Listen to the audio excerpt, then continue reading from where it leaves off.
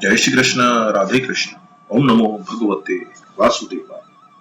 जो भगवान को अज अविनाशी नहीं मानते उनके ही सामने माया का पर्दा रहता है, पर भगवान के सामने वो पर्दा नहीं रहता। इसका वर्णन आगे के श्लोक में करते हैं। यहाँ भगवान ने प्राणियों के लिए तो भूत, वर्तमान और भविष्य काल के तीन विशेषण दिए, परंतु अपने लिए अहम वेद पदों से केवल वर्तमान काल का ही प्रयोग किया है।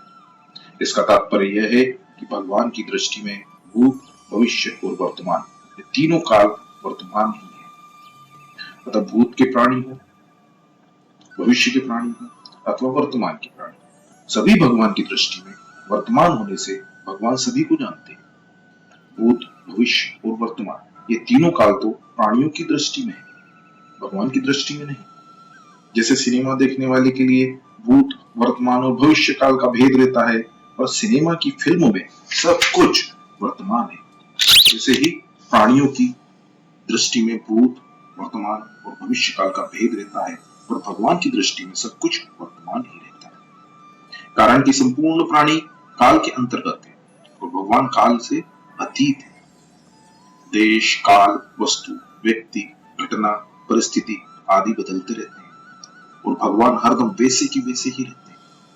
काल के अंतर्गत आए हुए प्राणियों का ज्ञान सीमित होता है और भगवान का ज्ञान असीम है। उन प्राणियों में भी कोई योग का अभ्यास करके ज्ञान बढ़ा लेंगे तो वे युंजान योगी होंगे और जिस समय जिस वस्तु को जानना चाहेंगे उस समय उसी वस्तु को वे जानेंगे। प्रत्युत भगवान तो युक्त योगी है, अर्थात बिना योग का अभ्यास किए ही वे मात्र जीवों को और मात्र संसार को सब समय स्वतः जानते हैं। भूत, भविष्य और वर्तमान के सभी जीव नित्य निरंतर भगवान में ही रहते हैं, भगवान से कभी अलग हो ही नहीं सकते। भगवान में भी ये ताकत नहीं है कि वे जीवों से अलग हो जाएं, तथा प्राणी कहीं भी रहे वे कहीं भी भगवान की दृष्टि से ओझल नहीं हो सकते। तात्पर्य है कि पूर्व श्लोक में कहे हुए मूल समुदाय में से मेरे को कोई नहीं जानता, अर्थात जो मेरे को अज और अविनाशी नहीं मानते, प्रत्युत मेरे को साधारण मनुष्य जैसा जन्मने मरने वाला मानते हैं, उन मूल में से मेरे को कोई भी नहीं जानता, पर मैं सबको जानता हूं। जैसे बांस की चिक दरवाजे पर लटका देने से भीतर वाले को बाहर वालों को पूर्णतः देख सकते हैं, और बाहर वाले केवल दरवाजे पर टंगी हुई चिक को ही देखते हैं, भीतर वालों को नहीं। ऐसे ही योग माया रूपी चिक से अच्छी तरह से आवृत होने के कारण भगवान को मूल लोग नहीं देख पाते और भगवान सबको देखते हैं। यहाँ एक शंका होती है कि भगवान जब भविष्य में होने वाले सब प्राणियों को जानते हैं, किसी की मुक्ति होगी, वो कौन बंधन में होगा, यह भी जानते ही है, क्योंकि भगवान का ज्ञान नित्य है। अतः वे जिनकी मुक्ति करना जानते हैं उनकी तो मुक्ति होगी, और जिनको बंधन में जानते हैं वो बंधन में ही रहेंगे। भगवान की इस सर्वज्ञता से तो मनुष्य की मुक्ति परतंत्र हो गई, मनुष्य के प्रयत्न से साध्य नहीं रही। इसका समाधान यह है कि भगवान ने अपनी तरफ से मनुष्य को अंतिम जन्म दिया है। अब इस जन्म में मनुष्य अपना उद्धार कर ले अथवा पतन कर ले, यह उसके ऊपर निर्भर करता है। उसके उद्धार अथवा पतन का निर्णय भगवान नहीं करते। इसी अध्याय के 29वें श्लोक में भगवान यह कह आए हैं कि बहुत जन्मों के इस अंतिम मनुष्य जन्म में जो सब कुछ वासुदेव ही है, ऐसे मेरे शरण होता है वह महात्मा दुर्लभ है। इसका तात्पर्य यह हुआ कि मनुष्य शरीर में संपूर्ण प्राणियों को यह स्वतंत्रता है कि वे अपने अनंत जन्मों के संचित कर्म समुदाय का नाश करके भगवान को प्राप्त कर सकते हैं, अपनी मुक्ति कर सकते हैं। अगर यही माना जाए कि कौन सा प्राणी आगे किस गति में जाएगा, ऐसा भगवान का संकल्प है, तो फिर अपना उद्धार करने में मनुष्य की स्वतंत्रता ही नहीं रहेगी। और ऐसा करो ऐसा मत करो, ये भगवान, संत, शास्त्र, गुरु आदि का उपदेश भी व्यर्थ हो जाएगा। इसके सिवाय जो जो मनुष्य जिस जिस देवता की उपासना करना चाहता है, उस देवता के प्रति मैं उसकी श्रद्धा दृढ़ कर देता हूँ, और अंत समय में मनुष्य जिस जिस भाव का स्मरण करके शरीर छोड़ता है वह उसको प्राप्त होता है इस तरह उपासना और अंतकालीन स्मरण में स्वतंत्रता भी नहीं रहेगी जो भगवान ने मनुष्य मात्र को दे रखी। बिना कारण कृपा करने वाले प्रभु जीव को मनुष्य शरीर देते हैं, जिससे यह जीव मनुष्य शरीर पाकर स्वतंत्रता में अपना कल्याण करे। गीता में 11वें अध्याय के 33वें श्लोक में जैसे भगवान ने अर्जुन से कहा, मेरे द्वारा ये पहले ही मारे जा चुके हैं, तू केवल निमित्त मात्र बन जा। ऐसे ही मनुष्य मात्र को विवेक और उद्धार की पूरी सामग्री देकर भगवान ने कहा है कि तू अपना उद्धार कर ले, अर्थात अपने उद्धार में तू केवल निमित्त मात्र बन जा। मेरी कृपा तेरे साथ है। इस मनुष्य शरीर रूपी मौका को पाकर मेरी कृपा रूपी अनुकूल हवा से जो भवसागर को नहीं तरता, अर्थात अपना उद्धार नहीं करता, वह आत्महत्यारा है। गीता में भी भगवान ने कहा है कि जो परमात्मा को सब जगह समान रीति से परिपूर्ण देखता है वह अपनी हत्या नहीं करता, इसलिए वह परम गति को प्राप्त होता है।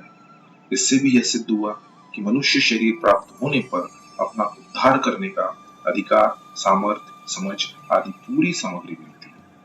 ऐसा अमूल्य अवसर पाकर भी जो अपना उद्धार नहीं करता वह अपनी हत्या करता है और इसी से वह जन्म मरण में जाता है।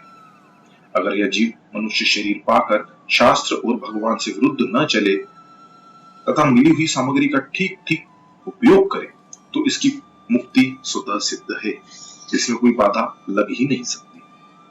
मनुष्य के लिए खास बात है कि भगवान ने कृपा करके जो सामर्थ्य, समझ आदि सामग्री दी है उसका मैं दुरुपयोग नहीं करूंगा, भगवान के सिद्धांत के विरुद्ध नहीं चलूंगा। ऐसा वह अटल निश्चय कर ले और उस निश्चय पर डटा रहे। अगर अपनी असामर्थ्य से कभी दुरुपयोग भी हो जाए तो मन में उसकी जलन पैदा हो जाए और भगवान से कह दे कि हे नाथ, मेरे से गलती हो गई, अब ऐसी गलती कभी नहीं करूंगा। हे नाथ, ऐसा बोल दो जिससे कभी आपके सिद्धांत से विपरीत न चले, तो उसका प्रायश्चित हो जाता है और भगवान से मदद मिलती है। मनुष्य की असामर्थ्य दो तरह से होती है। एक असमर्थ यह होती है कि वह कर ही नहीं सकता, जैसे किसी नौकर से कोई मालिक कह दे कि तुम इस मकान को उठाकर 1 मील तक ले जाकर रख दो, तो वह इस काम को नहीं कर सकता। दूसरी असामर्थ्य यह होती है कि वो कर तो सकता है, वो करना चाहता भी है, फिर भी समय पर प्रमादवश नहीं करता। यह असामर्थ्य साधक में आती रहती है। इसको दूर करने के लिए साधक भगवान से कह दे कि हे नाथ, मैं ऐसा प्रमाद फिर कभी न करूं, ऐसी मेरे को शक्ति दो। भगवान की ही दी हुई स्वतंत्रता के कारण भगवान ऐसा संकल्प कभी कर ही नहीं सकते कि इस जीव के इतने जन्म होंगे। इतना ही नहीं, चर अचर अनंत जीवों के लिए भी भगवान ऐसा संकल्प नहीं करते कि उनके अनेक जन्म होंगे। हाँ, यह बात जरूर है कि मनुष्य के सिवाय दूसरे प्राणियों के पीछे परंपरा से कर्म फलों का तांता लगा हुआ है, जिससे वे बार बार जन्मते मरते रहते हैं। इसी परंपरा में पड़े हुए जीवों में से कोई जीव किसी कारण से मनुष्य शरीर में अथवा किसी अन्य योनि में भी प्रभु के चरणों की शरण हो जाता है तो भगवान उसके अनंत जन्मों के पापों को नष्ट कर देते हैं। परिशिष्ट भाव यह है कि यहाँ शंका हो सकती है कि जब भगवान सब जीवों को जानते ही हैं तो फिर जिसको बद्ध जानते हैं वो बद्ध ही रहेगा, तो जिसको मुक्त जानते हैं वो मुक्त ही रहेगा, क्योंकि भगवान का ज्ञान नित्य है। यह शंका वस्तुतः संसार की सत्ता और महत्ता को लेकर हमारी दृष्टि में है। वास्तव में भगवान और महात्मा दोनों की ही दृष्टि में संसार नहीं है, प्रस्तुत केवल भगवान ही है। वासुदेव सर्वम, हमने ही अहम के कारण संसार को सत्ता और महत्ता दे रखी है। इसलिए भगवान हमारी भाषा में भूत, भविष्य, वर्तमान की बात कहते हैं। अगर वे हमारी भाषा में नहीं बोलेंगे तो हम समझेंगे कैसे? जैसे हमें अंग्रेजी भाषा सिखाने वाला अगर अंग्रेजी भाषा में ही बोले तो हम अंग्रेजी सीख नहीं सकेंगे। भगवान का ज्ञान नित्य है, सब कुछ भगवान के ज्ञान के अंतर्गत है, उनके ज्ञान के बाहर कुछ भी नहीं है। भगवान के ज्ञान में उनके सिवाय कुछ नहीं है। जीव ने ही अहम के कारण अज्ञान से जगत को धारण कर रखा है, अतः बंधन और मोक्ष जीव के ही बनाए हुए हैं। तत्व से न बंधन है न मोक्ष, किंतु केवल परमात्मा ही है। न प्रलय है, न उत्पत्ति है, न बद्ध है और न साधक है, न मुमुक्षु है न मुक्त। यही परमार्थ अर्थात वास्तविक तत्व है। तात्पर्य है कि कोई भी काल स्थायी नहीं है। न भूतकाल सदा रहता है, न वर्तमान सदा रहता, न भविष्य सदा रहता है, पर भगवान सदा रहते हैं। जैसे भूतकाल और भविष्य काल अभी नहीं है, ऐसे ही वर्तमान काल भी नहीं है। भूतकाल और भविष्य काल की संधि को ही वर्तमान काल कह देते हैं। अर्थात वर्तमान सामीप्य ही वर्तमान की तरह होता है। जैसे भूतकाल को लेकर कहते हैं कि मैं अभी आया हूं, और भविष्य काल को लेकर कहते हैं कि मैं अभी जा रहा हूं। यह वर्तमान सामीप्य है। वास्तव में वर्तमान सामीप्य को ही वर्तमान काल कह देते हैं। अगर वर्तमान काल वास्तव में होता तो वह कभी भूतकाल में परिणित नहीं होता। वास्तव में काल वर्तमान नहीं है, प्रत्युत भगवान ही वर्तमान। तात्पर्य है कि जो प्रतिक्षण बदल रहा है वह वर्तमान नहीं है, प्रत्युत जो कभी नहीं बदलता वही वर्तमान। इसलिए भगवान ने श्लोक के आरंभ में वर्तमान क्रिया दी है, मैं जानता हूं। भगवान भूत भविष्य और वर्तमान सब में सदा वर्तमान है, और भगवान में न भूत है, न भविष्य है, न वर्तमान है। भगवान का वर्तमानपना काल के अधीन नहीं है, क्योंकि भगवान कालातीत है, कालातीत है। काल न भगवान की दृष्टि में है, न महात्मा की दृष्टि में है। पूर्व श्लोक में भगवान ने यह कहा कि मुझे कोई भी नहीं जानता, तो भगवान को न जानने में मुख्य कारण क्या है, उसका उत्तर आगे के श्लोक में देते हैं। इच्छा और द्वेष से द्वंद्व मोह पैदा होता है, जिससे मोहित होकर प्राणी भगवान से बिल्कुल विमुख हो जाते हैं, और विमुख होने से बार बार संसार में जन्म लेते हैं। मनुष्य को संसार से विमुख होकर केवल भगवान में लगने की आवश्यकता है। भगवान में न लगने में बड़ी बाधा क्या है? ये मनुष्य शरीर विवेक प्रधान है, अतः मनुष्य की प्रवृत्ति और निवृत्ति पशु पक्षियों की तरह न होकर अपने विवेक के अनुसार होनी चाहिए। परंतु मनुष्य अपने विवेक को महत्व न देकर राग और द्वेष को लेकर ही प्रवृत्ति और निवृत्ति करता है, जिससे उसका पतन होता है। मनुष्य की दो मनोवृत्तियां हैं, एक तरफ लगाना और एक तरफ से हटाना। मनुष्य को परमात्मा में तो अपनी वृत्ति लगानी है और संसार से अपनी वृत्ति हटानी है। अर्थात परमात्मा से तो प्रेम करना है और संसार से वैराग्य करना है। परंतु इन दोनों वृत्तियों को जब मनुष्य केवल संसार में ही लगा देता है, तब वही प्रेम और वैराग्य क्रमशः राग और द्वेष का रूप धारण कर लेते हैं, जिससे मनुष्य संसार में उलझ जाता है और भगवान से सर्वथा विमुख हो जाता है। फिर भगवान की तरफ चलने का अवसर ही नहीं मिलता। कभी कभी वो सत्संग की बातें भी सुनता है, शास्त्र भी पढ़ता है, अच्छी बात पर विचार भी करता है, मन में अच्छी बातें पैदा हो जाती है तो उनको ठीक भी समझता है। फिर भी उसके मन में राग के कारण यह बात गहरी बैठी रहती है कि मुझे तो सांसारिक अनुकूलता को प्राप्त करना है और प्रतिकूलता को हटाना है।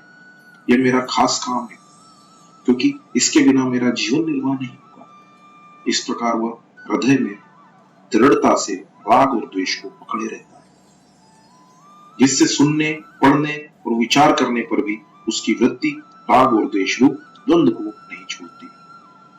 इसी से वह परमात्मा की तरफ चल नहीं सकता। द्वंद्वों में भी अगर उसका राग मुख्य रूप से एक ही विषय में हो जाए तो भी ठीक है।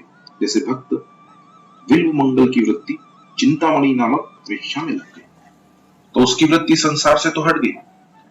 जब वेश्या ने यह ताड़ना की, ऐसे हाड़ माश के शरीर में तू आकृष्ट हो गया, अगर भगवान में इतना आकृष्ट हो जाता तो निहाल हो जाता।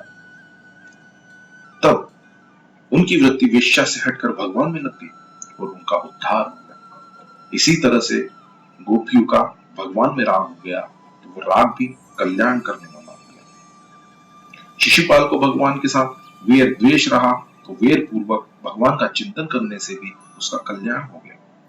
कंस को भगवान से भय हुआ तो भय वृत्ति से भगवान का चिंतन करने से उसका भी कल्याण हो गया। हाँ, यह बात जरूर है कि वैर और भय से भगवान का चिंतन करने से शिशुपाल और कंस भक्ति के आनंद को नहीं ले सके। तात्पर्य यह है कि किसी भी तरह से भगवान की तरफ आकर्षण हो जाए तो मनुष्य का उद्धार हो जाता है।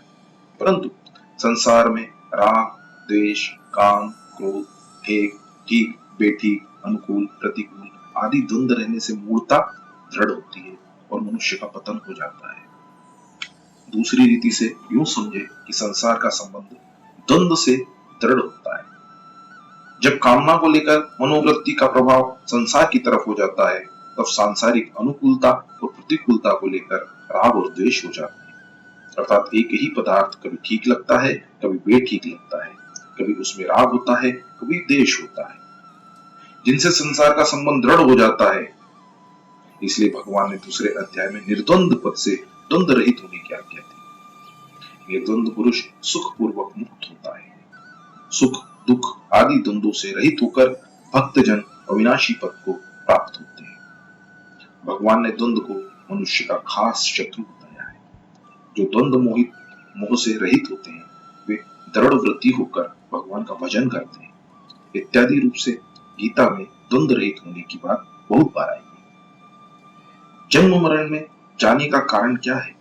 शास्त्रों की दृष्टि में तो जन्म मरण का कारण अज्ञान है, परंतु संत वाणी को देखा जाए तो जन्म मरण का खास कारण राग के कारण प्राप्त परिस्थिति का दुरुपयोग है। फल इच्छा पूर्वक शास्त्र विहित कर्म करने से और प्राप्त परिस्थिति का दुरुपयोग करने से अर्थात भगवत आज्ञा विरुद्ध कर्म करने से सत असत योनियों की प्राप्ति होती है। अर्थात देवताओं की योनि, 84 लाख योनि और नरक प्राप्त होते हैं। प्राप्त परिस्थिति का सदुपयोग करने से सम्मोह अर्थात जन्म मरण मिट जाता है। उसका सदुपयोग कैसे करें?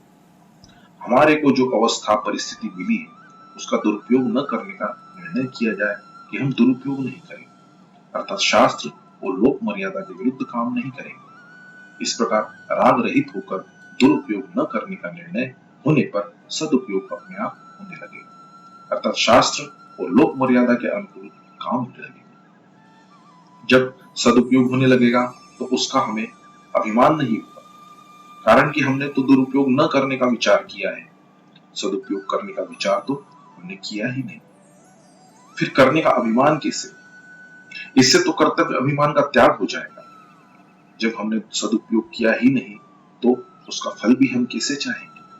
क्योंकि सदुपयोग तो हुआ है ही नहीं, हुआ है, किया नहीं है, अतः इसमें फल इच्छा का त्याग हो जाएगा।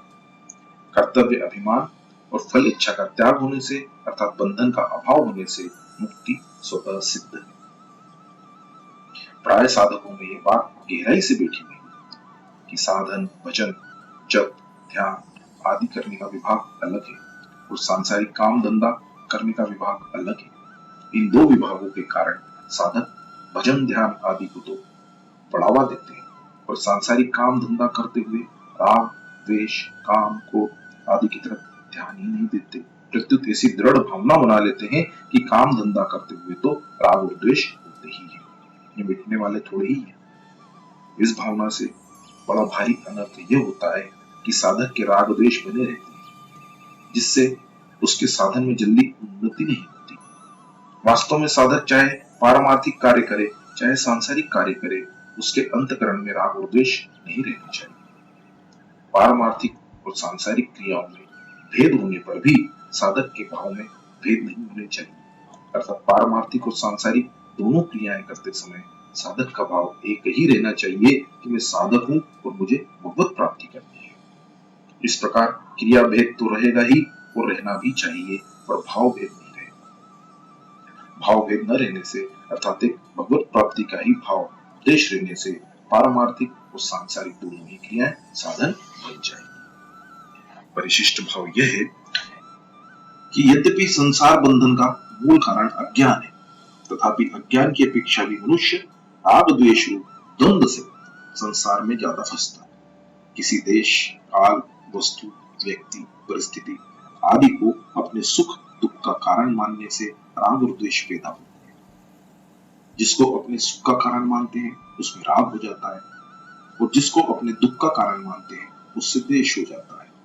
राग और द्वेष मिटने पर मनुष्य सुख बंधन से मुक्त हो जाता है। पहले 13वें श्लोक में भी भगवान कह चुके हैं कि तीनों गुणों से मोहित प्राणी मेरे को नहीं जानता। ऐसे मोहित प्राणी न तो संसार को जानते हैं न भगवान को। संसार में रचे पचे रहकर मनुष्य संसार को नहीं जान सकता और भगवान से अलग दूर रहकर मनुष्य भगवान को नहीं जान सकता। वास्तव में संसार का ज्ञान संसार से अलग होने पर और भगवान का ज्ञान भगवान से अभिन्न होने पर ही होता है। संसार नहीं है, यही संसार का ज्ञान है। वास्तव में जो है ही नहीं, रहता ही नहीं, उसका ज्ञान कैसा? संसार है ऐसा मानना ही अज्ञान है। जय श्री कृष्ण, राधे कृष्ण। ओम नमो भगवते वासुदेवाय।